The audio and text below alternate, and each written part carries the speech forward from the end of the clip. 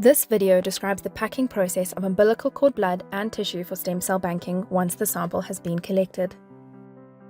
How to pack the collection. Number 1. Stick the blue client registration sticker onto the blood bag. If you cannot find the blue blood bag sticker, please stick one of the patient's hospital stickers onto the blood bag. Number 2. Ensure the needle covers are securely placed, clamps are closed, and one secure knot is tied in the tubing. This is very important to ensure the blood bag does not leak.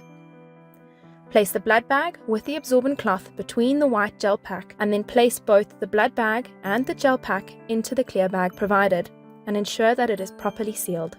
This is very important to ensure that there are no leaks in the kit. The gel pack regulates the temperature of the umbilical cord blood and cord tissue, and it is therefore safe for the kit to remain at room temperature until the courier or driver arrives to collect it. Number 3. Place the packaged blood bag into the foil bag and ensure that the checklist on the foil bag sticker has been completed. Number 4. If the cord tissue has been collected, the collection date and time must be recorded on the yellow sticker provided. Number 5. Place the cord tissue tube in the foil bag along with the packaged blood bag. Number 6. After the maternal blood test samples have been drawn, place the 4 filled test tubes into the clear packet marked maternal blood collection. Number 7. The date and time of collection must be recorded on the red sticker provided. Number 8. Place this packet in the silver foil bag. Number 9.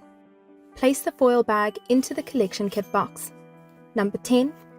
Ensure all documents are filled in and signed. The documents must be placed in the collection kit box.